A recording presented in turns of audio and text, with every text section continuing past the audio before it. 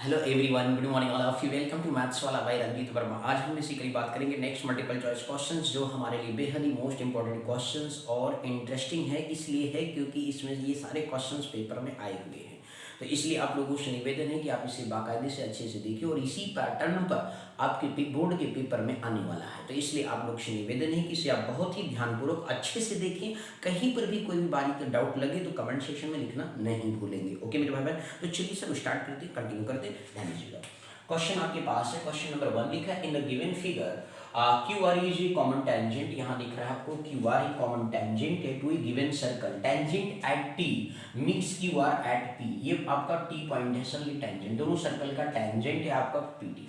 यदि आप यहाँ पे ध्यान से देखिए तो इस पर्टिकुलर पिक्चर में जो पी टी है और आपका जो PT है और ये P क्या है, एक प्रकार से दोनों बेसिकली इधर से देखा जाए PT और QP, मतलब P is an exterior point and PQ and PT। ध्यान दीजिएगा सर, आपने पढ़ा था कि ये एक्सटीरियर पॉइंट से वन एक्सटीरियर पॉइंट से कितनी टेंजेंट ड्रॉन किए जा सकते हैं, तो 2 टेंजेंट्स ड्रॉन किए जा सकते हैं।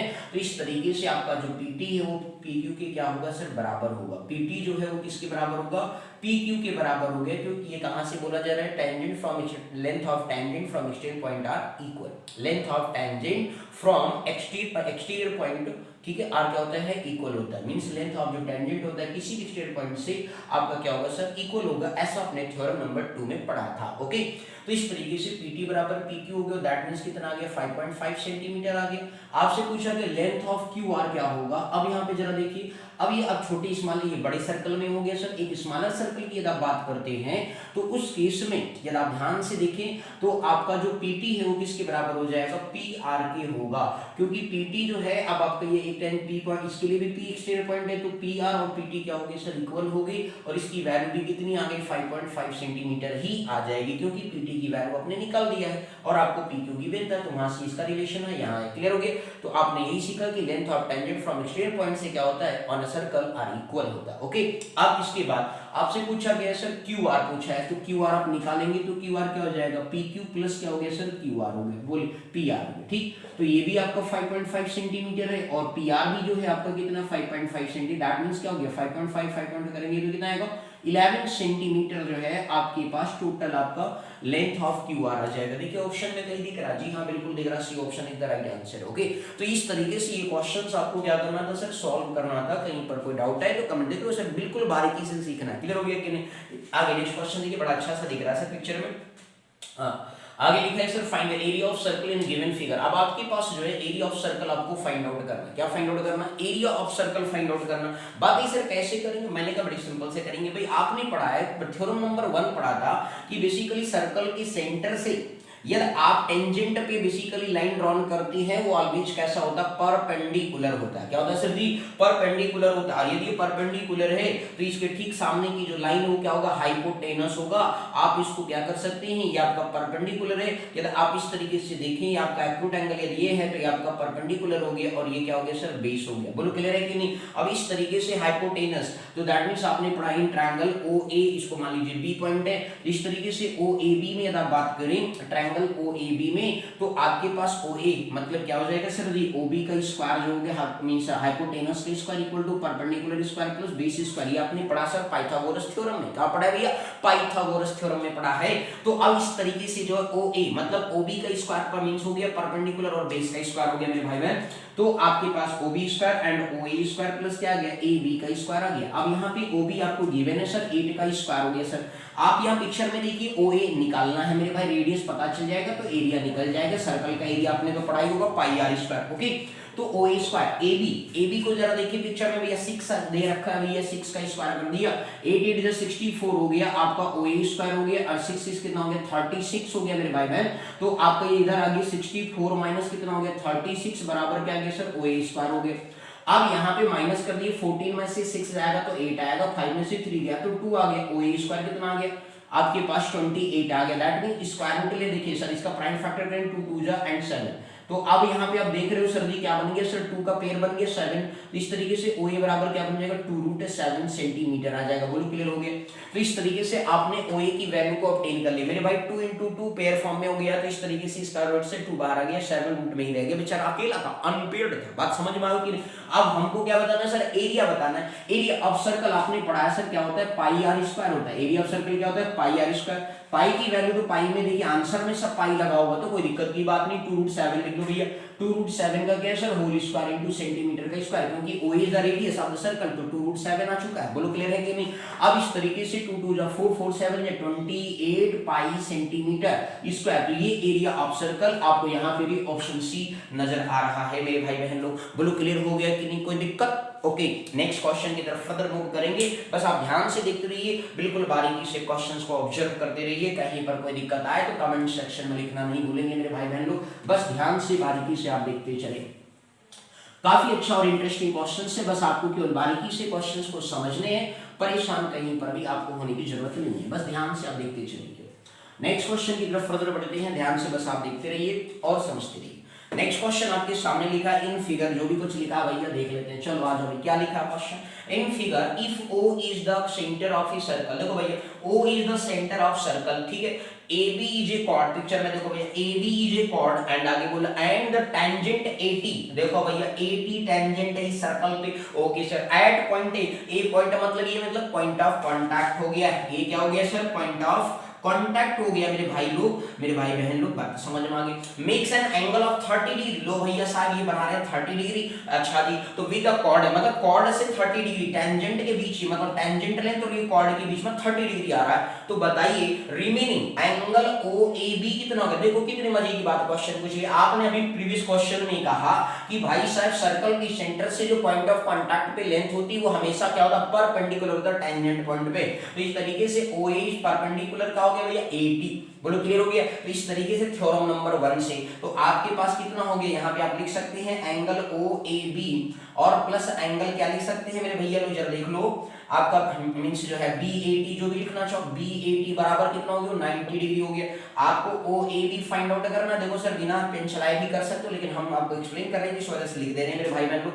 BAT आपका कितना 30 डिग्री है, ठीक है। ये बैट हमारे बल्ला मत समझ लो मेरे भाई बहन लोग, क्लियर है कि नहीं। तो ये 90 डिग्री हो गया सर। अब 30 कर दो 90, तो 90 माइनस 30 कितना होता है भैया 60 डिग्री। पेन चलाने की जरूरत नहीं है, बट आपको समझाने के लिए हमने चला दी हो, बात समझ में आ गई। आप डायरेक्ट ऐसे बोल सकते हो 30 है और ये टोटल 90 है, तो कितना बचा 60 डिग्री बचा, 90 में से 30 माइनस कर लिया, ये समझाने के लिए था। बोलो क्लियर हो गया। ऑप्शन कौन सा आ गया, सी बात। क्या बात है, कैसे सारे ऑप्शन सी चल रहे हैं, क्लियर। ओके, आगे समझ में नहीं तो देखो कितना मतलब नन्ना सा प्यारा सा क्वेश्चन था। अगले क्वेश्चन की तरफ फर्दर मूव करेंगे, बस ध्यान से देखते रहिए और अच्छे से समझते रहिए मेरे भाई बहन लोग। बोलो क्लियर। चलिए नेक्स्ट क्वेश्चन की तरफ फर्दर मूव करते हैं, ध्यान दीजिएगा।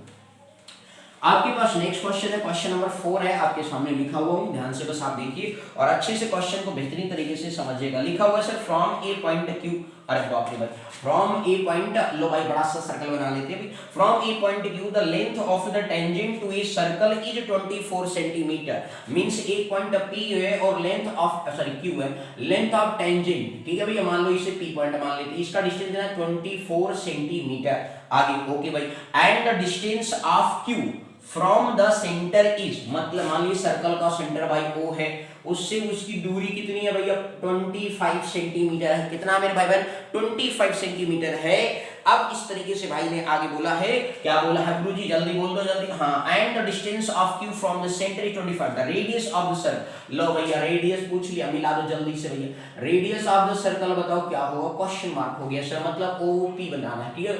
आपको बहुत ही आराम से पता, आगे भी आपने पढ़ा कि OP जो होगा मतलब एक तरीके से जो टेंजेंट पॉइंट होता है वहां से सर्कल का सेंटर का मतलब डिस्टेंस कैसा होता है, परपेंडिकुलर होता है। कैसा होता है, परपेंडिकुलर होता है। OP इज परपेंडिकुलर कह सकते हो PQ, I by theorem number 1 से। बोलो क्लियर हो गया। तो इस तरीके से यदि ये 90 डिग्री हो गया तो आपका ये क्या बन गया भैया, हाइपोटेनस हो गया। और ये एक्यूटेंगल यदि हो गया तो इस तरीके से आपका ये परबेस हो गया और ये क्या बन गया सर, परपेंडिकुलर बोल ही रहे हो। बोलो क्लियर। तो इन ट्रायंगल में बात कर लीजिए सर OPQ में, OPQ में तो पाइथागोरस थ्योरम क्या कहता है, हाइपोटेनस परपेंडिकुलर स्क्वायर प्लस क्या होता है सर, बेस का स्क्वायर होता है मेरे भाई बहन। अब आप यहाँ पे हाइपोटेनस जरा देखो पिक्चर में भैया लोग 25, क्वेश्चन से डरना नहीं है, परपेंडिकुलर निकालना है सर, OP रेडियस है सर। बोलो क्लियर हो गया। और इसके बाद आपका बेस कितना 24 का स्क्वायर है। अब भैया आपको बता देंगे शॉर्ट ट्रिक, देखो स्क्वायर निकालना चुटकियों में सर। 5 का कितना लिखो 25 होता है कि नहीं होता है, देखो भाई होता है तो फिर पूरा लिख दो, क्लियर। 5 5 से 25 होता है, लिख दीजिए। 2 का अगला नंबर क्या होता है, सक्सेसिव नंबर क्या होता है 3 होता है, 2 3 जा 6 हो गया। लो भाई 625 बन गया। आई बात सर 25 बड़े 25 करोगे तो भी आपका याद ही होगा भैया लो टैलेंटेड बच्चे हो। आगे में से 24 का स्क्वायर है, अब 24 का होल स्क्वायर की बात कर रहा है सर, इसका करना है 4 4 कितना होता है 16 लिख लीजिए भैया, दोनों को मल्टीप्लाई करो 4 2 8 8 का जस्ट डबल कर दो कितना होता है 16 16 में कैरी 1 जोड़ दीजिए 17 आ गया 1 कैरी अगेन 2 2 जा 4 प्लस 1 कितना होता है 5 होता है। बोलो क्लियर आ गया मेरे भाई। तो इस तरीके से आपको करना होता है। अब 576 एक बार आगे रिपीट कर दे रहा हूं, 4 का 16 किया, 16 के 6 कैरी 1 आ गया, दोनों को मल्टीप्लाई किया जस्ट डबल कर दिया 4 2 जा 8 का डबल कितना होता है 16 कैरी 1 जोड़ दिया 17 हो गया, 1 कैरी अगेन आ गया 2 का स्क्वायर किया 4 के 4 में 1 जोड़ दिया 5 आ गया। बोलो क्लियर आया सर समझ में। इसको इधर भगा दो जल्दी से भाई सर 625 माइनस कितना हो गया 576 बराबर का आ गया OP स्क्वायर आ गया भैया। 15 में से 6 जाएगा तो कितना आएगा 9 आएगा भैया, आएगा या नहीं बोलो एक ओके सर आएगा, ठीक है सर थैंक यू। आगे सर 11 10 1 बचा 12 कर दिया बगल से पड़ोसी से, 11 में से 7 गया 4 आ गया 14 है, 5 में से 5 गया 0 आ गया भैया। आपको पता है ये 7 का स्क्वायर वैल्यू होता है या नहीं होता बताओ। तो रेडियस कितना आ गया आपके पास ये 7 सेंटीमीटर आ गया, कितना आ गया 7 सेंटीमीटर। ऑप्शन देख लो जल्दी डी ऑप्शन, लो भाई एक कम से कम डी पे चला गया, बात समझ में आ गया कि नहीं क्लियर है। तो ये क्वेश्चन आपके थे बेहतरीन क्वेश्चन, मजेदार बिल्कुल, क्वेश्चन नंबर 4 तक आपने आज सीखे और काफी एक क्वेश्चन काफी इंटरेस्टिंग थे। नेक्स्ट वीडियो में मिलते हैं नेक्स्ट क्वेश्चन के साथ मेरे भाई बहन लोग। अच्छे से वीडियो को वॉच करिए और अच्छे से बेसिकली क्वेश्चंस को समझिए, कॉन्सेप्ट ये मजबूत रहेगा तभी आप जो है एक बेहतरीन मार्क्स ऑब्टेन कर सकते हैं, ये हमारा आपसे एक प्रॉमिस है। आई बस यदि आप उस चीज की कंटिन्यूटी नहीं बनाएंगे, अभी भी यदि आप सही से नहीं पढ़ रहे हैं तो अभी भी अपना टाइम टेबल बना लीजिए, टाइम टेबल बनाएंगे तभी एक आपके अच्छे मार्क्स ऑब्टेन होंगे।